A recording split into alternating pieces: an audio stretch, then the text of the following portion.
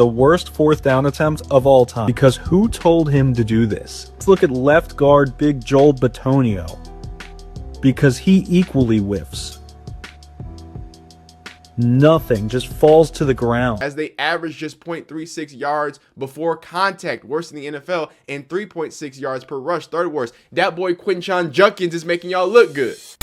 Whether you're a Shedeur hater, Shedeur lover, a Browns hater, we all have to admit that the Browns offensive line is a problem. And it's not just Shedeur that it's a problem for. It's been a problem for a long time. Now, give all your respects to Joe Bitonio, in previous respects to our guy Joe Thomas, because the Cleveland Browns have had some of the more legendary offensive linemen in recent NFL history. However, I don't know how you explain this on 4th and 1 going in, and this wasn't on their own 29. This was on the 49ers 29, and this TikToker pointed this out. And first off, I want to shout out Mr. Patrick for sending this to me. I had seen it, but I just appreciate y'all for being on Twitter and you know, shouting that out. This is what was shown on Twitter, or TikTok more seriously, right? Now, what you're gonna see here is, you know what, let's just let the video play. Your attention to right tackle Jack Conklin. Because who told him to do this? As you can see, he's full spread eagle. He done spread his legs out. He done jumped at the earth. He ain't looking at nothing. I don't know who taught you that. I don't know who taught them that. But the Spider-Man spread eagle, that ain't blocking Nathan. Not Nathan. What is that? The Superman whiff? My man. Aside from that, that's a false start in the backfield. He gets set in motion, and that's a false start right there. Doesn't get called, whatever. Lastly, let's look at left guard Big Joel Bitonio. Big Joel. Because he equally whiffs. I mean, nothing, just fall. Okay. If you don't know, you know, one of the core competencies or the core tenets of being an offensive line, you look at your target, you see your target, you strike your target. Now, maybe they were trying to do a cut block, but even if this is a cut block, this is one of the worst efforts I've ever seen to on the a play. ground. And mind you, mind you, this is on 4th and 1. This is big boy play. This is for Quinshon Judkins, right? Does this offensive line got beef with Quinshon and Shedeur? Y'all let me know down below in the comments. But what we're gonna do, you know, because this video is funny, it's, you know, but it's kind of glaring of how bad that the offensive line play can be on certain situations. But I don't think it's enough to just say offensive line is good and it's bad and X, Y, Z. Y'all know me. I'm bringing you stats and facts. So my man Daniel Ofusi actually pointed out the fact that the Browns registered a season best 94.7 pass block win rate against the 49ers today. The run block win rate 72.9 was also their fourth best mark this season. So apparently this was one of the better performances from an offensive line from a stat nerd perspective, right? That's what the stat nerds are saying. I also want to point out, and we already made a video about this, that they benched our guy Wyatt Teller, you know, the same Wyatt Teller who showed so much support to Shedeur, and his wife shows a bunch of support to Shedeur. That's probably just a coincidence. And in that, he performed at one of his highest rated at 83.9 PFF grades, and he actually graded out as the highest offensive player from that day. And guess what? He was benched. So they benched the man with the best offensive line play, and they just apparently had one of the better games, and that gentleman is still benched to this day. How do the local Browns media feel about the offensive line play? Let's hear it. And to be honest with you, we talked about it. I thought they played one of their better games against the Raiders, and they continued that momentum into the first half Sunday against the 49ers. I agree with you. They for the most part, they were protecting, and they can't protect a moving pocket for 5, 6, 7 seconds. It's just not reality. And quarterbacks know that when they kind of bail, they know they're on their own, and that's okay because that's how big plays happen, good or bad. But I agree with you. I thought in a lot of the run game, they were finishing and moving the line of scrimmage. I saw the tackles kind of on those back. I always look at like small nuances, and you see them, and they kind of fall under the radar, and nobody will ever talk about them or think about them again. But there are small things that I'm seeing that those guys haven't given up, and it's right now. Unfortunately, it's like musical chairs with different bodies in there and injuries, and obviously Wyatt Teller being out due to the calf this Sunday, there's going to be different bodies in there on the interior. So those guys just have to continue to work together. But, something happened at halftime where either Robert Saleh made the necessary adjustments, but it didn't look the same in the second half. But I'm with you. I completely agree about the first half. So, I do want to point out that this fourth down was in the first half. This was when they were driving down. Actually, this was the opening drive. I get Kevin Stefanski's idea. Let's capitalize on the points. We're underdogs, XYZ. But if we're going to be that poorly executed here, right, it really, it's tough to defend something like this. But apparently they defended it. Apparently the stat nerds agree. And shout out to my man Daniel. He's just putting out the next gen stats. We know we love Daniel. Now, let's get into the reality of the situation, because it's great to say, well, for the Browns standards, they did good. But I'm trying to tell you, and I've been telling y'all this, Browns fans, Shador fans, the Browns are incompetent. They have bad coaching. They have bad discipline due to all the false start calls, the holding calls, all the stuff that puts them behind the sticks, besides, sacks and different things like that, right?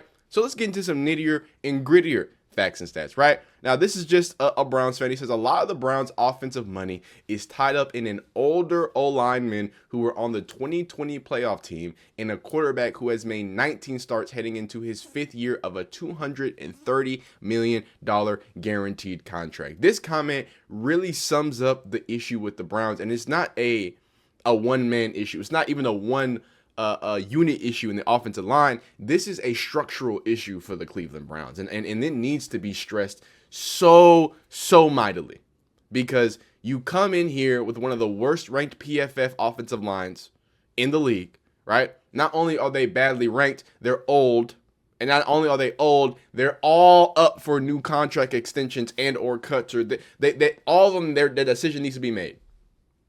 And this is why when I've sat here and I said, hey, Dillon Gabriel, complete waste of a pick. It's not because I don't like Dillon Gabriel.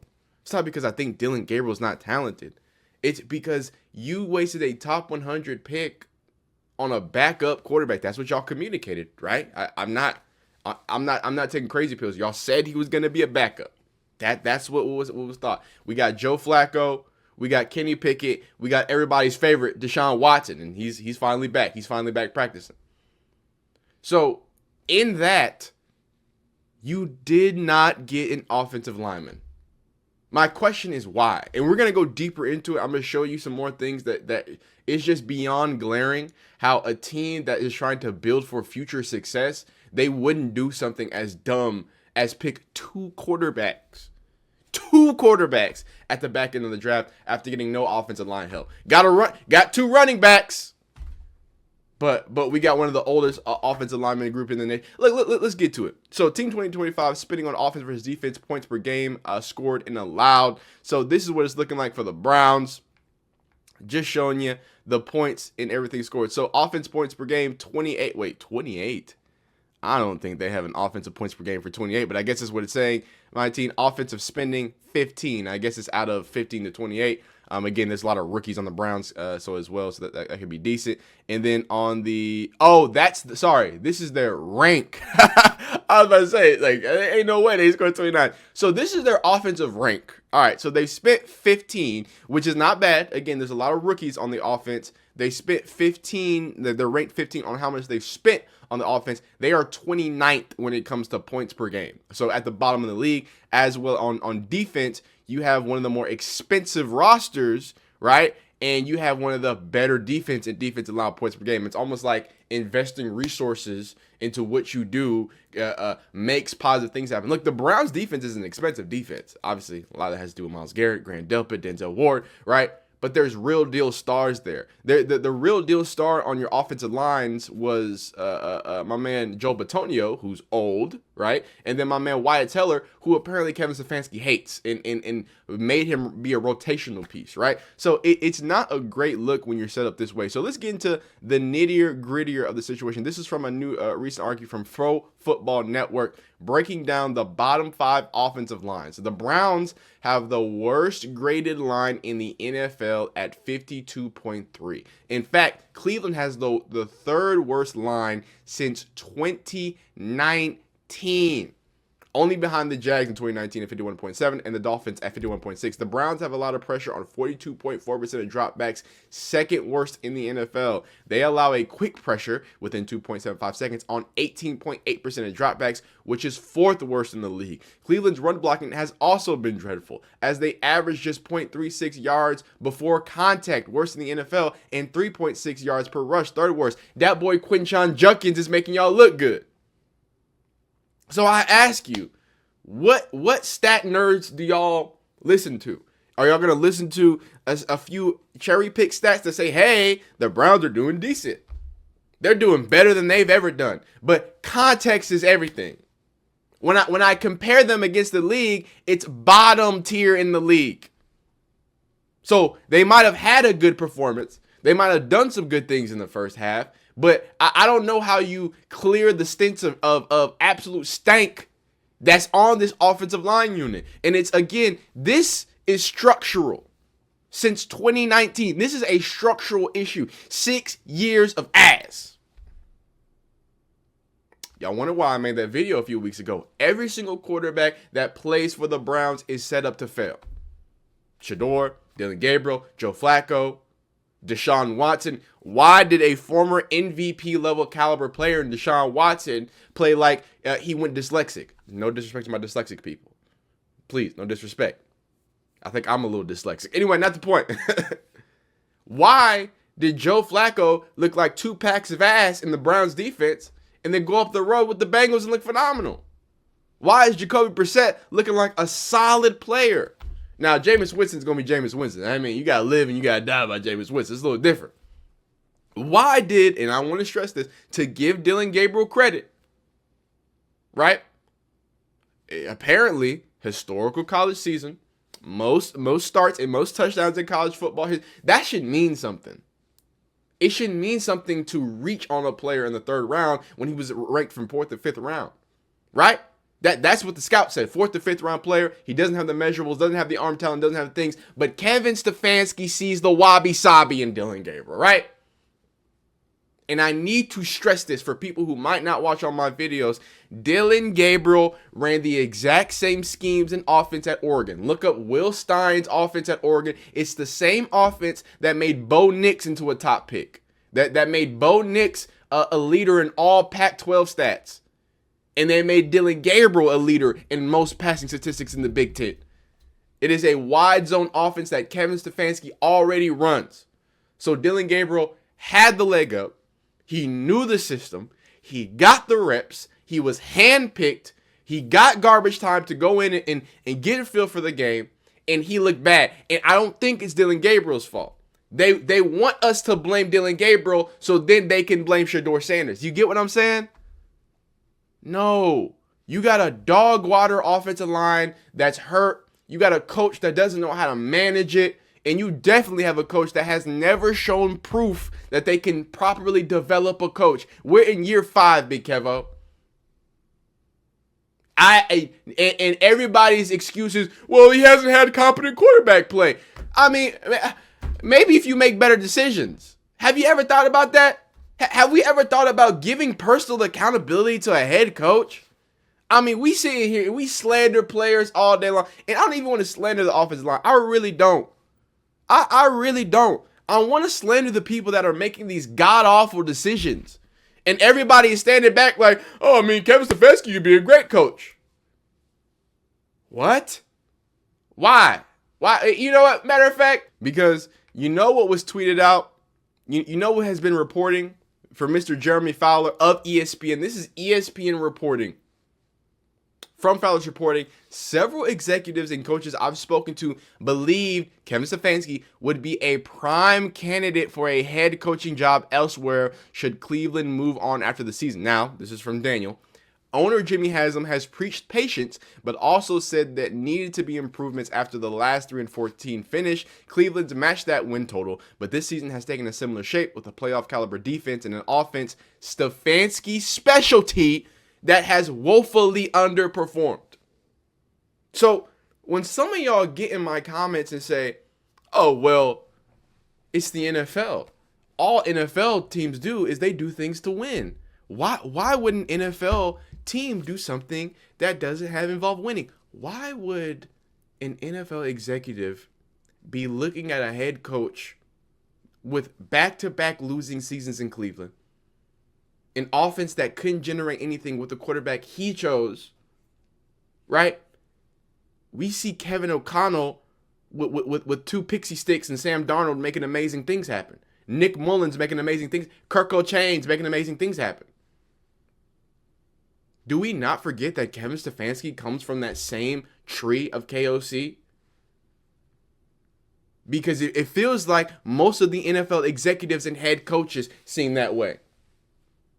You want me to believe that these executives want success? What has Kevin Stefanski done that's successful? Oh, but he got 2 Coach of the Year. He got a sympathy Coach of the Year because Joe Flacco came back from injury. Let's be honest with ourselves. Because everybody says Shedeur Sanders Award is invalidated. Well, let's invalidate those Coach of the Years. Those Coach of the Year awards are Disney Channel fairy tale awards. Hey guys, you did so great. Oh my God, the Browns are ass. Y'all barely made it to the playoffs. Y'all had an old ass quarterback that came back. Give him Coach of the Year. Yeah. That's why he got Coach of the Year. Out of pity. Out of the bad news Browns finally falling backwards into some mediocrity. Right? That is what he got Coach of the Year for. My God, resting on your morals. What have you done for me lately? The players, what have you done for me lately? Right? That's the standard that they're set to. How in the hell is Kevin Stefanski not held to that same standard? Because it gets even more jarring when we go deeper into the Browns offensive line situation. This is from Zach Jackson. Obviously, he writes for the New York Times. Obviously, a Browns reporter, right? So, by Zach Jackson, December 2nd, right? It's rather easy to make the case the Cleveland Browns took a giant risk in not adding an offensive line via the draft in April. I guess it's just Shedeur fans that think the offensive line's bad. Man, if y'all don't get out of my comments with that, dog, you better go take that to one of them accounts that don't watch football. It's not gonna work with me. I dare you. It's not gonna work with me. I've been watching football longer than most of y'all been breathing. The Shedeur haters. Because if you're a Shedeur hater, you probably haven't been watching football for a long time. I gotta be honest with you. I gotta be real with you. You're not gonna just act like, you know what I'm saying? You're not gonna act like it's just all apples and apples and apples to oranges. This is a poor decision. Not in hindsight. I've been saying it's for months. Continue, Zach Jackson. The team's 4 established starters were entering their final year of their contracts and were all 30 or older. Great job. Darwin Jones was penciled in at left tackle after making just 3 appearances there in 2024. With the Browns on their 3rd different offensive line coach by title, Mike Vrabel became sort of the de facto offensive line coach in the back half of 2024. The folks in charge mostly look to keep things together. Now it's December, and the line is dealing with major issues. Right tackle Jack Conklin suffered his 2nd concussion of the season during Sunday's loss to the San Francisco 49ers. Right guard Wyatt Teller suffered a calf injury that will keep him out for at least 1 week and possibly longer. Teller made his 100th career start versus the 49ers, but he split time with Tevin Jenkins. It was considered a pre-planned demotion for Teller, a Pro Bowler from 2021 to 2023. And again, I'm going to say again, he was the highest graded offensive player this last week. Jenkins becomes the starter at right guard with Teller out. KT Levinson replaces Conklin after the 49ers probably will start if Conklin is cleared. Though the Browns also have veteran Cornelius Lucas on the roster as backup tackle, the Browns started 7 different offensive line combinations over the first 7 games of this season before the newly acquired Cam Robinson settled in at left tackle. So at least the group is experienced with making lineup changes. Earlier this season, Taylor spoke openly about wanting to sign an extension and play the rest of his career in Cleveland. Now both his immediate and long-term future remain a mystery with 5 games left this season. Of the projected starters this week, game versus Tennessee Titans, only Livingston is under contract for next year. One offensive lineman out of the starters is under contract for next year. Is a wholesale change coming across the line? That might depend on whether there are wholesale changes atop the organization. Recent investment made by the front office in the offensive line have produced little to no real results. And even if Jenkins replacing Teller before the injury was viewed as some tryout for the future, Jenkins is just a 1-year deal. This is what they're calling it out. The Browns reporters are calling it out. So we're going to be real quick here. Just go through a few players, right? Joe Bitonio. We know about Joe Bitonio. He was one of the ones that whiffed on 4th and 1. Age 34. He's been with the team for 12 years. 12 years. And again, one of the most consistent guards in the league. Does what he does. Big boy stuff. Signed through 2025. Carrying a 2026 salary cap hit of $23.5 million through past contract accelerations. Wyatt Teller, 31. 7 years with the team. Signed through 2025. 2026 cap number 10.4. Ethan Piocic. I say his name wrong. Please correct me if I'm right. Piocic. I'm not sure. Center, year signed with the team, 4 years. He is 30 years of age. He is signed through 2025. He has a $4.4 million 2026 cap hit. Jack Conklin, tackle, 6 years with the team, 31, signed through 2025, 26 cap hit, 5.6. 30-year-old tackle Cam Robinson. He's only been with the year once. And then you got Tevin Jenkins, been with the year once. You know, some of the newer guys. Again, still not signed, 26 cap, 1.1. 1 year with the team. His standard rookie deal runs through 2027. So shout out KT. That's a young dude. Years with the team, 134, 3.6 cap in 26. There's not a lot of positivity when it comes to the offensive line. I can cherry pick some stats, right? And act like everything's good and cool and copacetic. But when you really look at it, this was a terrible situation by terrible organizational standards, right? Y'all set yourselves up with an aging, decaying offensive line. I said this early in the year. I had Browns fans telling me people aren't hurt. The offensive line isn't hurt. Well, when you're old as dirt, and sorry, for offensive line standards, when you're old, I already know what it's going to happen. I've been watching football, guys. I watch it. I'm sorry. I know what it looks like when 30-year-old offensive line that have been sitting there with bad coaching. That's what happens. You get rotated out. You get injuries. You get concussions. You can't stay healthy. And that's what the Browns have. That's what they're wheeling out rookie quarterbacks to do. And y'all, hey, I'm praying Deshaun Watson gets to start. Because maybe if he tears his Achilles again, maybe somebody will finally wake up and say, maybe we need a better offensive line. But y'all let me know how you feel in the comments. Like the video if you like it. Dislike if you don't. Subscribe if you like football content. All shapes, size, forms, factions. Continue to be great. We'll see you next time. Peace.